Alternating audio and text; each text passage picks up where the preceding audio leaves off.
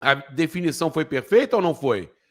Nós temos um elenco querendo mandar mais que a diretoria e nitidamente já desgastado com a própria torcida, e uma diretoria omissa que acha que pode mandar e manter um treinador que o elenco não vai aceitar. E no meio disso, um treinador igual cego num tiroteio. Boa tarde, Papa. Boa tarde, Júlio. Boa tarde, amigos do Tropa Rubro-Negro. Pedi para a galera aí se inscrever aqui no Tropa para a gente chegar aos 30 mil inscritos o mais rápido possível, no Paparazzo Rubro-Negro 2, no Rubro News e também aqui no canal Deca SRN. Cara, o grande problema está na omissão da diretoria do Flamengo, né, Papa? Isso aí está muito nítido.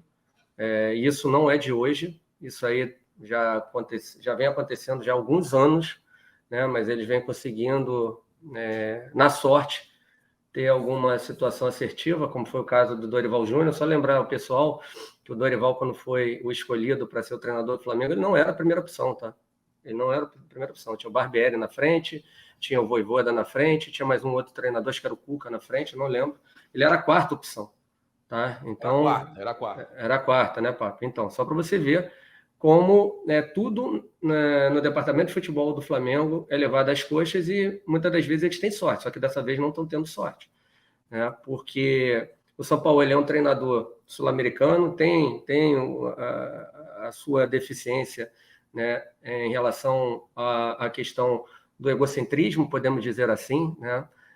Muito teimoso. Ontem mesmo foi questionado pelo Patrick Pohen devido a uma entrevista que ele deu para o Bem Amigos em relação a jogar, né, em cima da característica dos seus atletas, e ele saiu pela tangente na hora de responder, porque aqui no Flamengo ele vem fazendo ao contrário. Então, é uma coisa que vem muito errado, né? Na escolha do treinador, o treinador foi escolhido, acredito que eles tenham escolhido o treinador mediante a querer uma reformulação, por não terem coragem de fazer essa reformulação, joga nas costas do treinador. O treinador próprio disse, meu papel aqui é estar para comandar o time, o que acontece fora de campo não é problema meu. Ele deixou bem nítido que não é ele que tem que afastar jogador. O que ele pode fazer é fazer como ele fez ontem, substituir o Arrascaeta no final do primeiro tempo, né, que realmente o Arrascaeta, desde o jogo do Atlético Mineiro, não vem jogando rigorosamente nada, né, lento, enfim, parece sem vontade.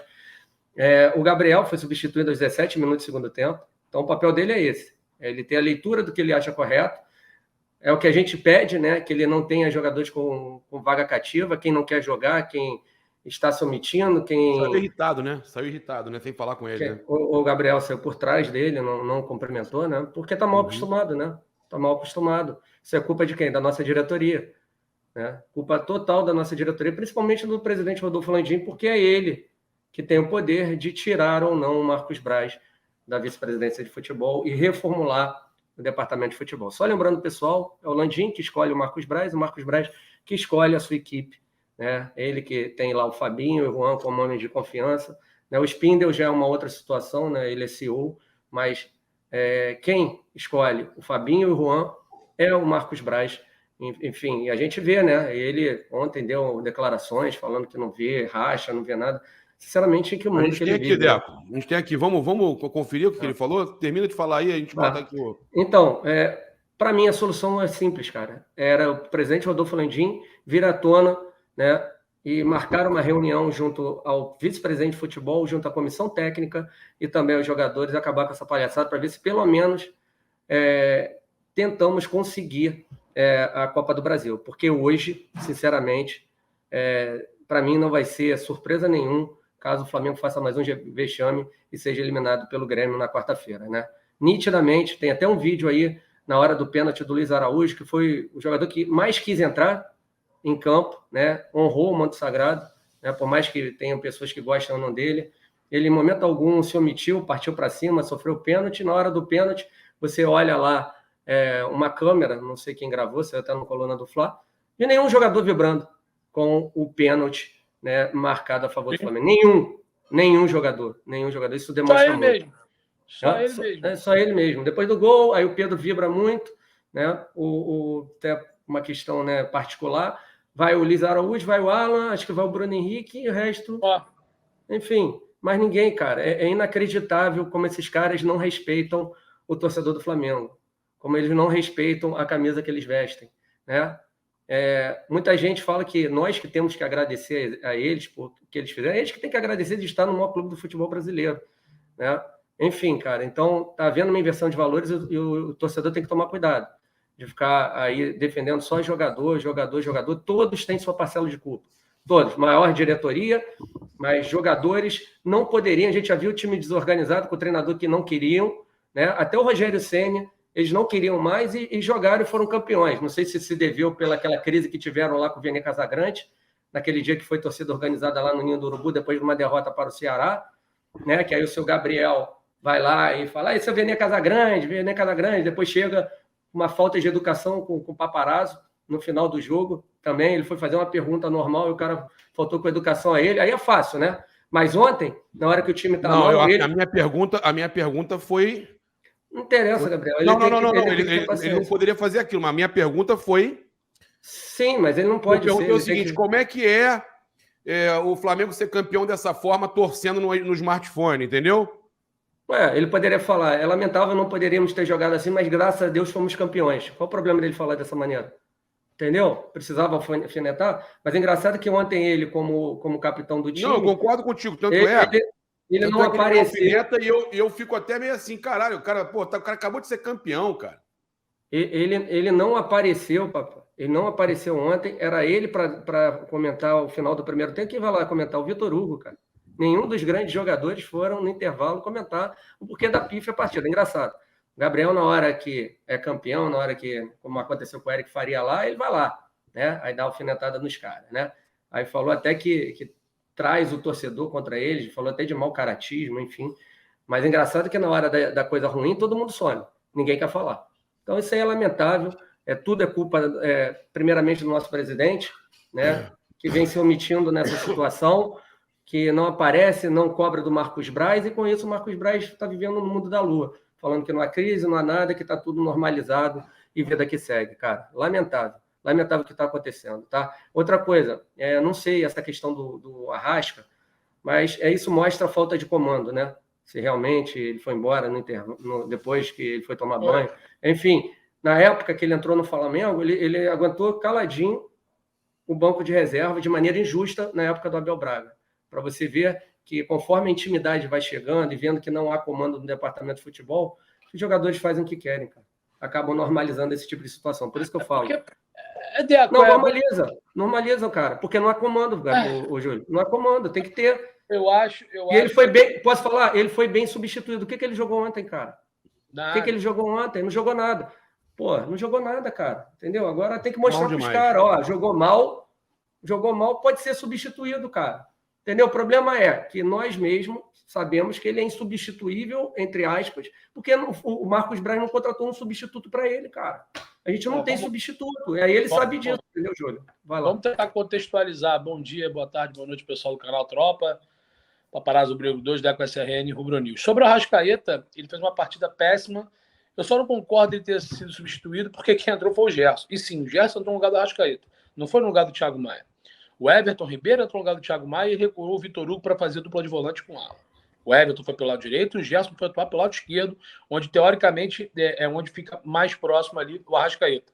O problema não foi o Arrascaeta ter saído, foi o Gerson ter entrado, que hoje o Gerson de Coringa não tem nada. Hoje o Gerson parece que ele está sempre almoçando feijoada, né? Preguiça, um sono surreal, né? Os problemas do Flamengo são muito maiores do que a gente imagina. Ontem, por exemplo, e eu venho falando isso, hoje o Gabriel Barbosa é o maior retrato do que é o Flamengo. É o maior retrato dessa diretoria, o Gabriel Barbosa. Você falou sobre o Arrascaeta ter ficado no banco na época do Abel Braga, é porque hoje o tamanho do Arrascaeta é bem diferente. É simples. E os jogadores, eles realmente se montam no que eles conquistaram e são reféns. Só para te atrapalhar. A questão não é o tamanho do Arrascaeta, sim o futebol que ele está jogando, cara. Entendeu? É isso. Então, é isso que a gente tem que tentar mostrar. Então, Deco, eu não estou questionando o que você falou, pelo contrário, eu estou indo ao encontro e concordo. É porque a falta de postura ou a postura, ela é equivocada e errônea. O Arrascaeta, na época, quando ficou no banco, é porque ele tinha um tamanho bem menor do que tem hoje, por motivos óbvios, né? Por ser um grande jogador e ter conquistado vários títulos, mas o profissionalismo ele tem que ser o mesmo. Se você tiver um dia de clube ou 4 anos. Então, isso está na cabeça dos caras. Isso significa que não só os grandes jogadores, os grandes ídolos, quem representa muito ou quem representa pouco, isso é poluído. Eu repito, para mim, em 2024, eu pegaria muitos jogadores que estão no elenco hoje e mandaria embora ou negociaria. Quando eu digo mandar embora, é não renovar os que estão acabando o contrato e negociar muitos que estão lá e não tem mais a cabeça no clube. Tem jogador que já acha que conquistou tudo que tinha para conquistar e a diretoria, ela é o quê? Omissa. E vai muito ao encontro com o nosso capitão, que é o Everton Ribeiro. É um cara que fala pouco. Muito boa gente, mas fala pouco. É um cara que não é nem um pouco enérgico dentro de campo. E a diretoria do Flamengo é uma diretoria arrogante, pedante, prepotente, acha que ganhou tudo e sempre remete o passado quando são perguntados ou indagados. Exatamente igual ao Gabigol. Arrogante, marrento, prepotente. E, repito, o Gabigol hoje é muito comum. O Gabigol hoje, de longe, não é o jogador de 2019. Quando naquele momento ele tinha apetite, tinha gana, tinha vontade e tinha que demonstrar ter o valor que ele tem hoje. O Gabigol conquistou e construiu tudo com os seus companheiros e não sozinho. Naquele momento, ele tinha que mostrar que ele poderia ser o Gabigol que a gente nem imaginava que seria hoje. Hoje ele já é o Gabigol que está na história do Flamengo. Então ele está acomodado, ele está totalmente confortável, numa zona de conforto, até sendo redundante, que faz com que essa diretoria tenha o mesmo pensamento. Muitos jogadores entram em campo com o mesmo pensamento da diretoria. A sintonia do fracasso, ela existe. A sintonia do fracasso dos atletas que entram em campo, nítido que o Gerson ontem, desculpa o termo, ficou putinho porque ficou no banco. Porque ele entrou com uma preguiça surreal. É nítido que o Arrascaeta ficou revoltado que foi substituído. Questionando se ele merecia ou não entrar, se ele merecia ou não sair. Eu estou falando dos dois atletas. E se o Sampaoli é bom ou mau treinador, o que tem que ser pontuado é que tem muitos ali que não podem mais continuar no Flamengo, independente do que fizeram ou do que ainda tentam fazer. Se você continuar com essa mentalidade, com esse tipo de organização da sua carreira, o que você conquistou no Flamengo vai continuar. Agora, a sua carreira daqui para frente, ela só vai cair, meu amigo. Então, volte a ser o Gabigol que era ser, competitivo com apetite. Se você não tem mais tesão de entregar isso ao Flamengo, seja o primeiro a pedir para sair. Simples assim. Simples assim. E para finalizar, o Paulo Henrique Ganso, em 2010, quando quase foi para a Copa, era o número 1 na Europa para ser contratado por todas as equipes. E hoje, com todo respeito, joga no Fluminense. A carreira dele não decolou. Continua sendo competitivo, mas não decolou. Gabriel, você tem 26 anos. 26 anos. Tem muito futebol pela frente. Pega 45, o Luan do Grêmio, 45. Pega o Luan como exemplo. Pega o Luan como exemplo. Porque ser rei da América, disputar uma Libertadores, ganhar um título, é muito bacana. Mas você manter a sua carreira, pega o Cristiano Ronaldo, que ficou puto por não ter sido eleito o melhor jogador da Liga Árabe, fazendo 2 gols na final. Isso é ser competitivo, isso é mostrar respeito ao adversário, isso é ter gana de vencedor. Não é porque você ganhou 2, 3 anos que se você está confortável para você ganhar, beleza? Se perder de 3-0, beleza? Se perder de 4 do Bragantino, beleza? Se você for eliminado pelo Olímpia, tá tudo bem. Hoje, o extrato do Flamengo é a cara do Gabigol em campo. O Gabigol é a cara do Flamengo. Marrento, omisso, arrogante, e o que acontecer, tiver que acontecer, tá tudo certo. É minha opinião. A gente falava sobre isso, né, Júlio, durante o jogo, né? A gente falava sobre isso, a gente vinha falando isso, essa questão do Gabigol. É impressionante o como ele se acha dono do Flamengo. E o mais engraçado, não se pode criticar o Gabigol, porque depois os torcedores de 2019 vão vir cobrar, né? Tem isso. Você vai ser cobrado, Júlio. Eu vou ser cobrado. O Deco vai ser cobrado. Porque cara, o Gabigol não pode ser criticado. Quando eu critiquei o Gabigol, que ele era mimado, e tinha falado uma série de coisas depois do jogo do Maringá, teve até youtuber que veio me criticar, que veio me atacar. Né? Teve youtuber que veio me atacar. E tem torcedor que defende esse tipo de conduta. De youtuber fechado com o Gabigol e do Gabigol criticando Eric Faria, Paparazzo, Vene Casagrande. Que legal, né? O cara é dono do Flamengo e digo mais, o Braz já não controla mais ele, tá? De tanto que passou a mão na cabeça do Gabriel, o Braz não controla mais ele. O Braz não controla ninguém. O departamento de futebol não controla jogador nenhum. O Landim, sozinho, tenta segurar o Sampaoli para bater de frente com o grupo. E aí há uma guerra entre jogadores, com passada de pano e de mão na cabeça de Braz e companhia do departamento de futebol, e o Landim sozinho brigando pelo técnico. Técnico esse também que faz um trabalho péssimo e que não justifica os jogadores mandarem. Mas Deco e Júlio, vai passar a palavra para vocês, quem escolheu isso tudo foi o Landim, quando escolheu o Sampaoli. Ao invés de manter o técnico campeão, ou contratar o Jorge Jesus, ele traz o Jorge Sampaoli. Ele tomou a decisão errada e ele também manteve o departamento de futebol, com o Fabinho, com o Juan, com o Braz, com o Spindel. O Spindel que está ganhando agora 180 mil reais.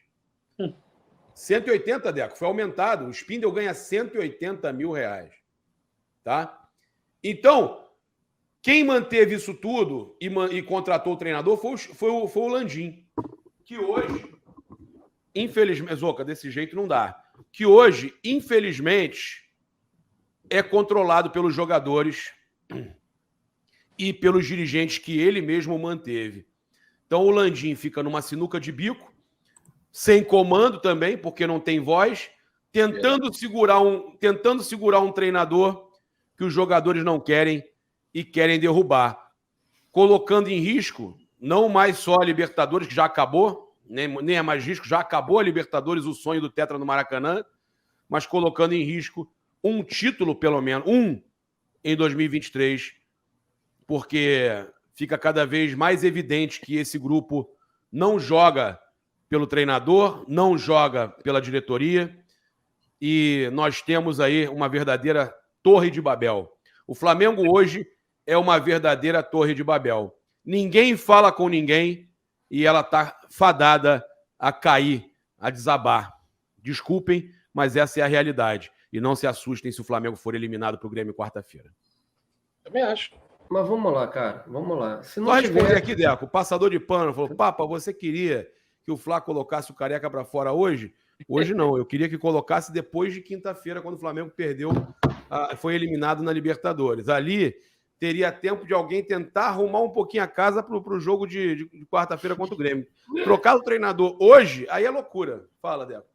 Caraca, não, saiu a arbitragem aqui do Flamengo e Grêmio. Vocês já viram quem é? Já vi, Braulio da Silva Machado. Isso é brincadeira, né, cara? Brincadeira, né, Uma vez pegaram aí que o pai do cara era torcedor do Grêmio, cara. O pai do cara é torcedor do Grêmio. Só vocês buscarem algum... Que loucura, velho. Caraca. Que loucura. Os caras botaram o Braulio da Silva Machado. A CBF não me surpreende mais em nada, meu irmão. Meu Deus do céu, cara. Vai ser o Braulio. É brincadeira. Ô, Deco, você botava a Careca pra fora hoje, não? Não, isso aí é coisa de queridez, estou fora dessas paradas aí. Mas voltando a falar, o Papa, né, na questão aí do sistema de jogo, né, da parte tática do time do Flamengo, se os jogadores também não quiserem se doar, fica impossível do negócio dar certo, né? Então, cara, então sempre que houver um treinador que pense diferente desses caras, aí você para pensar, qual desses jogadores foi para a Europa e deu certo lá? Jogou constantemente, né? Tirando o Felipe Luiz, que fez a sua carreira toda lá e veio para cá, o Rafinha na época. Não, bateram e voltaram. Por quê? Por que será que eles eram cobrados? É isso, cara, é só a gente parar para pensar, pô. Entendeu? O Felipe Luiz também, né? Julião, você prefere o Careca dentro ou ele fora?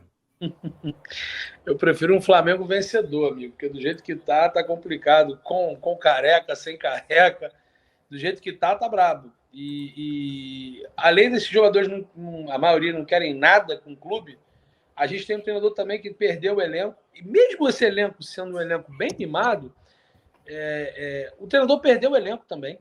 O cara não tem mais a empatia de quase ninguém, a não ser os que chegaram, né? Essa que o Cebolinha também depois saiu, 10 minutos depois, enfim, não falou muito, é surreal também, né? O cara tá no banco, não tá jogando nada, geralmente a insatisfação dos reservas são maiores, é claro, mas o São Paulo também não faz nenhuma força para tentar ser um pouco mais solícito, né? Ele não faz força nenhuma para tentar ser um treinador que escute também o jogador. Porque uma coisa é você ser mimado, outra coisa é o jogador. Falar, prefiro jogar em tal posição, o que você acha? E escutar o atleta. Você escutar o jogador não significa que você também seja um cara que vai ter que fazer tudo o que ele quer, né? Eu acho que tem que ter uma flexibilidade. O time do Flamengo hoje não tem nenhum tipo de comando. Eles não se falam dentro de campo. O que o Deco trouxe no lance do pênalti, acho que retrata bastante também o atual momento do Flamengo. É um elenco que não conversa, não se fala, não tenta uma melhoria. E o comandante, cara, do Flamengo hoje é um cara perdido, completamente isolado. O futebol do Flamengo é isso, é uma solidão. Ontem eu cheguei a tirar uma foto, Gabriel e Deco, como o Flamengo é espaçado, cara. Como o Flamengo não tem compactação, como o Flamengo demora a chegar no ataque. É surreal. O Flamengo hoje é uma equipe comum, se tornou uma equipe muito simples, comum, não tem repertório. E até fazendo advogado do diabo agora, o Flamengo criava muito, o Gabigol perdia muito gol. Lembra que a gente falava isso? Caramba, o Gabigol perde muito gol, nunca vi isso. Hoje o Flamengo nem cria muito. O Gabigol, que já tinha dificuldade de fazer gols, agora tem mais ainda, porque o Flamengo pouco constrói, pouco chuta pro gol, pouco agride o adversário. E isso aí quem tem que resolver é o treinador, né? Com todo respeito. Caraca, cara. É inacreditável o que a gente está vendo aqui. Cara, o nosso time, a nossa instituição. Flamengo desse jeito, você brincando. Não, a gente não está brincando, não. Foi a galera do chat que brincou e a gente está colocando aqui. A gente também está chateado, está todo mundo aqui arrasado. Né? Cenário de terra arrasada. A gente está sem saber o que fazer, porque é uma sinuca de bico, né? Sem querer zoar, sem querer brincar com quinta série e tal. A gente ou coloca o Sampaoli na rua, uma opção, e vai botar quem? Reformular metade do grupo já agora, o que é difícil. Acredito que no final do ano seja possível. E você reformular a diretoria também. Você reformular ali onde está o Braz, Spindel, Fabinho, Juan, você tem que mudar tudo ali. A questão é, o Landim não quer mudar, gente. Mas por que será, gente? Deco, Júlio, por que vocês acham que o Landim se prende tanto ao Braz e companhia? Porque eu não sei, cara. Como é que eu vou saber? Mas que ele tem que ser cobrado, ele vai ser cobrado. Isso aí vai ser cobrado. É ele que escolheu o Sampaoli, né? Faz um trabalho... Foi ele que escolheu o Sampaoli, o Landim. Agora, ele não deu entrevista, Deco. O Deco, ele não deu uma entrevista que quando estava tudo errado tinha que mudar tudo? E que a culpa é do presidente sempre? Exato. Isso foi no início, exato. Né? 2019, na Fox Sports, em 2019, ele fala isso, mas falar até papagaio fala, né? Dizem que é problema político, que o Braz tem muito voto, que é por causa disso, por isso que ele mantém o Braz. Não sei se é isso só ou não. Eu falei isso anteontem. O que você acha? O Fabrício falou também. Não, eu acho que é isso. O Braz tem um grupo que vota nele, tem um grupo muito forte que vota nele, tem muito voto, e é por isso que ele é mantido, né? Mas que é uma vergonha. O Flamengo não está em primeiro lugar para essa galera. É impressionante. Ô, Julião, você quer ler os superchats aí? Pode ser, mas eu tô sem o administrador. Eu leio. A popularidade do Braz, ela é interna, né? O Braz vem se queimando muito com a torcida, mas só que quem vota são sócios. Infelizmente ou felizmente, 42 milhões de torcedores são representados às vezes por 5 mil, 10 mil pessoas.